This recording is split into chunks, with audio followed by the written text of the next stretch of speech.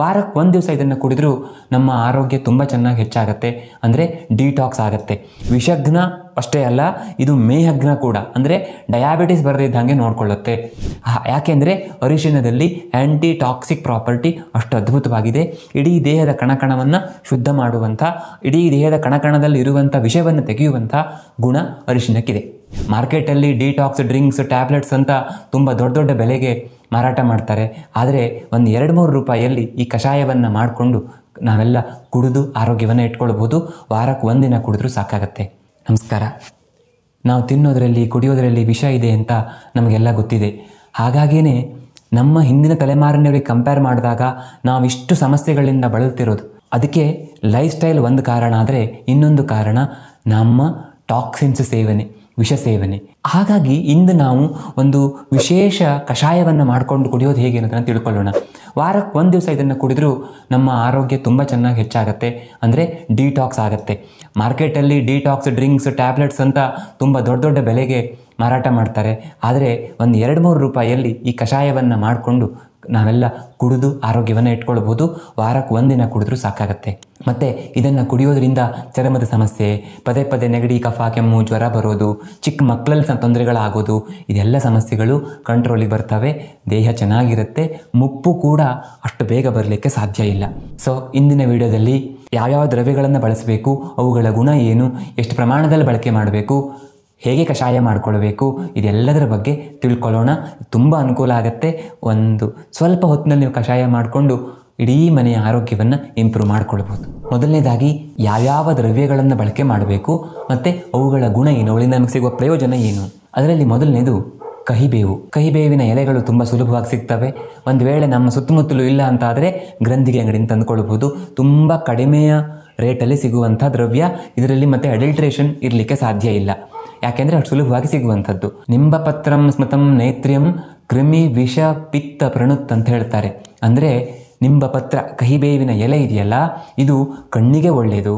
ಜೊತೆಗೆ ಇದನ್ನು ನಾವು ರೆಗ್ಯುಲರ್ಲಿ ಸೇವನೆ ಮಾಡೋದ್ರಿಂದ ಇದು ಕ್ರಿಮಿ ದೋಷವನ್ನು ಕಡಿಮೆ ಮಾಡುತ್ತೆ. ಹೊಟ್ಟೆಯಲ್ಲಿ ಕ್ರಿಮಿ ಆಗೋದು ಕಡಿಮೆ ಆಗುತ್ತೆ ಅನ್ನೋದು ಒಂದು. ಜೊತೆಗೆ ಇದು ಆ್ಯಂಟಿವೈರಲ್, ಆ್ಯಂಟಿಬ್ಯಾಕ್ಟೀರಿಯಲ್, ಆ್ಯಂಟಿಫಂಗಲ್ ಅನ್ನೋದು ಪ್ರೂವ್ ಆಗಿದೆ. ಸೊ ಸೂಕ್ಷ್ಮ ಜಂತುಗಳನ್ನು, ಮೈಕ್ರೋಬ್ಸ್ ಅಂತ ನಾವು ಹೇಳ್ತೀವಲ್ಲ, ಅವುಗಳನ್ನು ಕೂಡ ಇದು ನಾಶ ಮಾಡುತ್ತೆ. ಹಾಗಾಗಿ ಇದನ್ನು ನಾವು ರೆಗ್ಯುಲರ್ ಸೇವನೆ ಮಾಡಿದ್ರೆ ನಮ್ಮ ಇಮ್ಯುನಿಟಿ ಪವರ್ ಕೂಡ ಹೆಚ್ಚಾಗುತ್ತೆ. ವಿಷ ಪ್ರಣುತ್, ದೇಹದಿಂದ ಟಾಕ್ಸಿನ್ಸನ್ನು ಹೊರಗೆ ಹಾಕತ್ತೆ. ವಿಷದಿಂದ ಆಗುವಂಥ ದೋಷವನ್ನು ತೆಗೀತದೆ ಅಂತ. ಮತ್ತು ಇದು ರುಚಿಯನ್ನು ಹೆಚ್ಚು ಮಾಡುತ್ತೆ. ಕಹಿ ಇರುವಂಥದ್ದು ಎಲ್ಲದೂ ಹಾಗೆ, ತಿನ್ನುವಾಗ ರುಚಿ ಇಲ್ಲ, ಆದರೆ ಅದನ್ನು ತಿನ್ನುವ ಕಾರಣದಿಂದ ನಮ್ಮ ಬಾಯಿ ರುಚಿ ಇಂಪ್ರೂವ್ ಆಗುತ್ತೆ. ವಿಷಘ್ನ ಅಷ್ಟೇ ಅಲ್ಲ, ಇದು ಮೇಹಘ್ನ ಕೂಡ, ಅಂದರೆ ಡಯಾಬಿಟಿಸ್ ಬರದಿದ್ದಂಗೆ ನೋಡಿಕೊಳ್ಳುತ್ತೆ. ಜೊತೆಗೆ ಇದು ಕುಷ್ಠಘ್ನ ಕೂಡ ಹೌದು, ಅಂದರೆ ಚರ್ಮ ರೋಗಗಳನ್ನು ನಿವಾರಣೆ ಮಾಡುತ್ತೆ. ಜ್ವರಘ್ನ ಕೂಡ, ಅಂದರೆ ಕೆಲವೊಬ್ಬರಿಗೆ ಸಂಜೆ ಟೈಮಿಗೆ ಜ್ವರ ಬಂದಂಗೆ ಅನಿಸೋದು, ಅಥವಾ ಪದೇ ಪದೇ ಜ್ವರ ಬರೋದು, ಅಥವಾ ಸಮ್ಟೈಮ್ಸ್ ನಮಗೆ ಬರುವಂಥ ಜ್ವರವನ್ನು ತಡೆಗಟ್ಟುವ ಕೆಲಸವನ್ನು ಕೂಡ ಇದು ಮಾಡುತ್ತೆ ಅಂತ. ಇದು ನಾನು ಇಂಪಾರ್ಟೆಂಟ್ ಗುಣಗಳನ್ನಷ್ಟೇ ಹೇಳಿದೆ. ಇನ್ನೂ ಹಲವಾರು ರೀತಿಯ ಅದ್ಭುತ ಪ್ರಯೋಜನ ಈ ಕಹಿಬೇವಿನಿಂದ ಆಗುತ್ತೆ. ಹಾಗಾಗಿ ನಾವು ಇದನ್ನು ವಾರಕ್ಕೆ ಒಂದಿನ ಆದರೂ ಸೇವನೆ ಮಾಡಬೇಕು. ಆದರೆ ಅತಿಯಾದರೆ ಇದು ಅವೃಷ್ಯ, ಅಂದರೆ ವೀರ್ಯವನ್ನು ಕಡಿಮೆ ಮಾಡುತ್ತೆ ಅಥವಾ ಸಂತಾನೋತ್ಪತ್ತಿ ತೊಂದರೆ ಮಾಡುತ್ತೆ ಅಂತ ಹೇಳ್ಬೋದು. ಜೊತೆಗೆ ಇದು ಅಹೃದ್ಯ, ಹೃದಯಕ್ಕೆ ಅಷ್ಟು ಒಳ್ಳೆಯದಲ್ಲ. ಅತಿಯಾದ ಸೇವನೆ ಮಾಡಿದರೆ ಮಾತ್ರ, ದಿನಾಲೂ ಸೇವನೆ ಮಾಡೋದು ಬೇಡ ಅಂತ ನಾನು ಅದಕ್ಕೆ ಹೇಳ್ತೇನೆ. ಮತ್ತು ವಾತಕೃತ್, ವಾತದೋಷವನ್ನು ಹೆಚ್ಚು ಮಾಡುತ್ತೆ ಅಂತ. ಆ ಕಾರಣದಿಂದಾಗಿ ಅತಿಯಾದ ಸೇವನೆ ಬೇಡ. ನಿಮಗೆ ವಾತ ಸಮಸ್ಯೆಗಳಿರಲಿ ಅಥವಾ ಇನ್ಫರ್ಟಿಲಿಟಿ ತೊಂದರೆ ಇದ್ದರೂ ಕೂಡ ವಾರಕ್ಕೊಂದಿನ ಅಲ್ಪ ಪ್ರಮಾಣದಲ್ಲಿ ಸೇವನೆ ಮಾಡಿದರೆ ಏನೂ ತೊಂದರೆ ಆಗಲಿಕ್ಕೆ ಸಾಧ್ಯ ಇಲ್ಲ. ಇನ್ನು ಎರಡನೇದು ಅಮೃತಬಳ್ಳಿ. ಇದರ ಬಗ್ಗೆ ಹೇಳಿ ಮುಗಿಸ್ಲಿಕ್ಕೆ ಸಾಧ್ಯ ಇಲ್ಲ. ಅಮೃತಬಳ್ಳಿ ರಸಾಯನ, ಅದ್ಭುತವಾದಂಥ ರಸಾಯನ ಗುಣ ಇದರಲ್ಲಿದೆ. ಜೊತೆಗೆ ಇದು ಬಲ್ಯ ಕೂಡ, ನಮ್ಮ ದೇಹದ ಬಲವನ್ನು ಕೂಡ ಒಂದು ಮಟ್ಟಿಗೆ, ಸ್ವಲ್ಪ ಮಟ್ಟಿಗಾದರೂ ಹೆಚ್ಚು ಮಾಡುತ್ತೆ. ಅಗ್ನಿದೀಪನಿ ಅಂತ ಹೇಳ್ತಾರೆ, ಅಗ್ನಿಯನ್ನು ಇಂಪ್ರೂವ್ ಮಾಡುತ್ತೆ. ಜಠರಾಗ್ನಿ ಒಂದೇ ಅಲ್ಲ, ಭೂತಾಗ್ನಿ, ಧಾತ್ವಾಗ್ನಿಗಳನ್ನು ಕೂಡ ಇದು ಇಂಪ್ರೂವ್ ಮಾಡುತ್ತೆ. ಜೊತೆಗೆ ಇದು ಕುಷ್ಠಘ್ನ, ಜ್ವರಘ್ನ, ತ್ರಿದೋಷಘ್ನ, ಮೇಹಘ್ನ ಕೂಡ. ಅಂದರೆ ಮೇಹಘ್ನ ಅಂತಂದರೆ ಆ್ಯಂಟಿ ಡಯಾಬಿಟಿಕ್ ಆಗಿ ಕೆಲಸ ಮಾಡುತ್ತೆ. ಕುಷ್ಠಘ್ನ ಅಂದರೆ ಚರ್ಮರೋಗಗಳು ತುಂಬ ಅನುಕೂಲ ಮಾಡಿಕೊಡುತ್ತೆ. ಜ್ವರಘ್ನ ಎಲ್ಲ ರೀತಿಯ ಜ್ವರಗಳಲ್ಲೂ ಇದು ತುಂಬ ಅನುಕೂಲಕರ. ತ್ರಿದೋಷಘ್ನ ವಾತ ಪಿತ್ತ ಕಫ ಮೂರೂ ದೋಷಗಳನ್ನು ನಿಯಂತ್ರಣ ಮಾಡುತ್ತೆ. ಎಷ್ಟೋ ಜನರ ಪೇಷಂಟ್ಸಿಗೆ ನಾವು ನಿತ್ಯ ಇದರ ಕಷಾಯ ಮಾಡ್ಕೊಂಡು ಕುಡೀರಿ ಅಂತ ಹೇಳ್ತೇವೆ. ಆದರೆ ನಾವು ಅದನ್ನ ಪೇಷಂಟ್ ನೋಡ್ಕೊಂಡು ಹೇಳೋದ್ರಿಂದ ಹಾಗೆ ಹೇಳಿರ್ತೇವೆ. ನೀವು ವಾರಕ್ಕೊಂದಿನ ಮಾತ್ರ ಇದರ ಕಷಾಯವನ್ನು, ಈಗ ನಾನು ಕೊನೆಯಲ್ಲಿ ಹೇಳ್ತೇನೆ ಹೇಗೆ ಮಾಡಬೇಕು ಅಂತ, ಆ ಥರ ಮಾಡ್ಕೊಂಡು ಕುಡಿದ್ರೆ ತುಂಬ ಒಳ್ಳೆಯದು. ಜೊತೆಗೆ ಇದು ವಿಷಘ್ನ ಕೂಡ, ಅಂದರೆ ಇದು ವಿಷವನ್ನು ಕೂಡ ಹೊರಗೆ ಹಾಕತ್ತೆ. ಹೆಸರೇ ಅಮೃತ, ವಿಷಕ್ಕೆ ವಿರುದ್ಧವಾಗಿರುವಂಥ ಗುಣವನ್ನು ಹೊಂದಿರುವಂಥದ್ದು. ಹಾಗಾಗಿ ಇದನ್ನು ನಾವು ಈ ಕಷಾಯದಲ್ಲಿ ಬಳಕೆ ಮಾಡ್ತಾ ಇದ್ದೇವೆ. ತುಂಬ ಅನುಕೂಲ ಆಗುತ್ತೆ. ಇದರಿಂದ ಕೂಡ ಅತಿಯಾದರೆ, ಇದರ ಬಳಕೆಯನ್ನು ನಾವು ಅತಿಯಾಗಿ ಮಾಡಿದರೆ ಇದು ಉಷ್ಣ ಗುಣವನ್ನು ಹೊಂದಿರೋದರಿಂದ ಸಮಸ್ಯೆ ಆಗ್ತದೆ. ಕೆಲವೊಮ್ಮೆ ಆಗಿದ್ದಿದೆ, ಅಮೃತ ಬಳ್ಳಿ ಒಳ್ಳೆಯದು ಅಂತ ಅತಿಯಾಗಿ ಕುಡಿದು ಆಮೇಲೆ ನಮ್ಮ ಹತ್ರ ಬಂದಿದ್ದಿದೆ, ಬಾಯಿಯೆಲ್ಲ ಹುಣ್ಣು ಮಾಡಿಕೊಂಡು ಏನು ಮಾಡಬೇಕು ಅಂತ ಗೊತ್ತಾಗ್ತಿಲ್ಲ, ಮೋಷನ್ ಎಲ್ಲ ಗಟ್ಟಿಯಾಗಿಬಿಟ್ಟಿದೆ, ಎಲ್ಲ ಕಡೆ ಉರಿ ಆಗ್ತಿದೆ ಅಂತ. ಆದರೆ ಕಡಿಮೆ ಪ್ರಮಾಣದಲ್ಲಿ ಸೇವನೆ ಮಾಡಿದಾಗ ಇದು ದಾಹಘ್ನ ಅಂತ ಕೂಡ ಆಯುರ್ವೇದ ಹೇಳುತ್ತೆ. ಅಂದರೆ ದೇಹದಲ್ಲಿ ಇರುವಂಥ ಉರಿಯನ್ನು ಕಡಿಮೆ ಮಾಡುತ್ತೆ. ಅದರಲ್ಲೂ ವಿಶೇಷವಾಗಿ ಕೆಲವು ದ್ರವ್ಯಗಳ ಜೊತೆಗೆ ಸೇರಿದಾಗ ಇದು ಇನ್ನೂ ತುಂಬ ಒಳ್ಳೆಯ ರೀತಿಯಲ್ಲಿ ಉರಿಯನ್ನು ಕಡಿಮೆ ಮಾಡುತ್ತೆ. ಪಾದದ ಉರಿ, ಹೊಟ್ಟೆ ಉರಿ, ಕೈ ಹಸ್ತ ಅಲ್ಲಿ ಉರಿ ಮೂತ್ರ ಇಂಥವುಗಳಿಗೆ ತುಂಬ ಅನುಕೂಲ ಮಾಡಿಕೊಡುತ್ತೆ. ನಾವು ಪೇಷಂಟ್ಸಿಗೆ ಕೊಡ್ತೇವೆ. ಯಾಕೆಂದರೆ ಇದು ಪಿತ್ತದೋಷವನ್ನು ಕಡಿಮೆ ಮಾಡುತ್ತೆ, ರಕ್ತದೋಷವನ್ನು ಕೂಡ ಕಡಿಮೆ ಮಾಡುತ್ತೆ. ಹಾಗಾಗಿ ಅಮೃತ ಬಳ್ಳಿಯನ್ನು ನಾವಿಲ್ಲಿ ಬಳಕೆ ಮಾಡ್ತಾ ಇದ್ದೇವೆ. ಇನ್ನು ಮೂರನೇದು ಲಾವಂಚ. ಇದೂ ಕೂಡ ತುಂಬ ಚೀಪ್. ಇದಕ್ಕೆ ಹೇಳ್ತಿರೋದು ಎಲ್ಲ ದ್ರವ್ಯಗಳು ಅಷ್ಟೇ ಕಡಿಮೆಯ ಬೆಲೆಗೆ ಸಿಗುವಂಥದ್ದು, ಆದರೆ ಗುಣ ಮಾತ್ರ ಅತ್ಯಂತ ಅದ್ಭುತವಾಗಿರುವಂಥದ್ದು. ಲಾವಂಚದ ಗುಣಗಳನ್ನು ಹೇಳುವಾಗ ದೋಷ, ದಾಹ, ಮದ, ಜ್ವರ ಅಂತ ಹೇಳ್ತಾರೆ.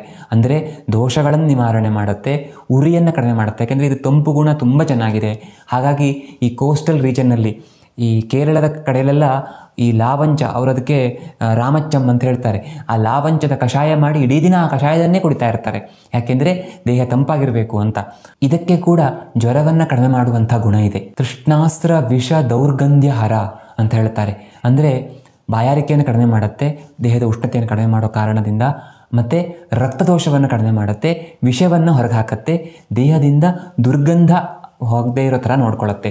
ಅಂದರೆ ಬೆವರ ವಾಸನೆಯನ್ನು ಕೂಡ ಕಡಿಮೆ ಮಾಡುತ್ತೆ ಅಂತ. ಸೊ ಇದೆಲ್ಲ ಕಾರಣದಿಂದ ಇದು ಅತ್ಯಂತ ಅದ್ಭುತವಾಗಿ ಈ ವಿಷಯದಲ್ಲಿ ಕೆಲಸ ಮಾಡುತ್ತೆ. ವಿಷಹರ, ತಂಪು, ಜೊತೆಗೆ ಉಳಿದೆಲ್ಲ ಈ ಥರದ ಪ್ರಯೋಜನಗಳನ್ನು ನಮಗೆ ಕೊಡುತ್ತೆ ಅಂತ. ಆದರೆ ಇದು ಕೂಡ ಅತಿಯಾದರೆ ದೇಹವನ್ನು ಸ್ವಲ್ಪ ಡ್ರೈ ಮಾಡುತ್ತೆ. ಹಾಗಾಗಿ ಅತಿಯಾದ ಬಳಕೆ ಬೇಡ. ವಾರಕ್ಕೆ 1-2-3 ದಿನ ಯೂಸ್ ಮಾಡಿದ್ರೆ ಏನೂ ತೊಂದರೆ ಇಲ್ಲ. ಇನ್ನು ಕೊನೆಯದು ಅರಿಶಿನ. ಅರಿಶಿನವನ್ನು ಕಷಾಯ ಮಾಡೋದು ಬೇಡ. ಅದನ್ನು ಈ ಕಷಾಯ ಜೊತೆಗೆ ಹೇಗೆ ಬಳಕೆ ಮಾಡಬೇಕು ಅನ್ನೋದನ್ನು ಹೇಳ್ತೇನೆ. ಆಚಾರ್ಯ ಚರಕರು ವಿಷಘ್ನ ಗಣ ಅಂದರೆ 10 ದ್ರವ್ಯಗಳನ್ನು ಸೇರಿರುವಂಥ ಒಂದು ಗಣಗಳನ್ನು, 50 ಗಣಗಳನ್ನು ಹೇಳಿದ್ದಾರೆ ಅವರು. ಅಂದರೆ 50 ಗುಂಪುಗಳು ಅಂತ. ಒಂದು ಜ್ವರಘ್ನ, ಇನ್ನೊಂದು ಬಲವನ್ನು ಕೊಡುವಂಥದ್ದು, ಇನ್ನೊಂದು ಎದೆ ಹಾಲನ್ನು ಹೆಚ್ಚು ಮಾಡುವಂಥದ್ದು, ಇನ್ನೊಂದು ಚರ್ಮ ಸಮಸ್ಯೆಯನ್ನು ಕಡಿಮೆ ಮಾಡುವಂಥದ್ದು, ಹೀಗೆ 50 ಗಣಗಳನ್ನು ಹೇಳಿದ್ದಾರೆ. ಅದರಲ್ಲಿ ವಿಷಘ್ನ ಅಂತ ಒಂದು ಗಣವನ್ನು ಹೇಳ್ತಾರೆ. ಆ ಒಂದು ಗುಂಪಿನಲ್ಲಿ ಮೊದಲನೆಯ ದ್ರವ್ಯವೇ ಅರಿಶಿನ.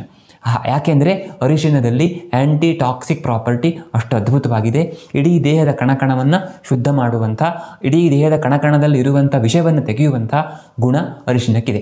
ಇನ್ನು ಆಚಾರ್ಯ ವಾಗ್ಭಟರು ಹರಿದ್ರ ಪ್ರಮೇಯರಾಣಾಂ ಶ್ರೇಷ್ಠಂ ಅಂತ ಹೇಳ್ತಾರೆ. ಅಂದರೆ ಅರಿಶಿನ ಡಯಾಬಿಟಿಸಲ್ಲಿ ತುಂಬ ಅದ್ಭುತವಾಗಿ ಕೆಲಸ ಮಾಡುತ್ತೆ. ಕೇವಲ ಡಯಾಬಿಟಿಸ್ ಒಂದೇ ಅಲ್ಲ, 20 ರೀತಿಯ ಪ್ರಮೇಹಗಳಲ್ಲಿ ಅರಿಶಿನ ತುಂಬ ಅನುಕೂಲಕರ ಅಂತ.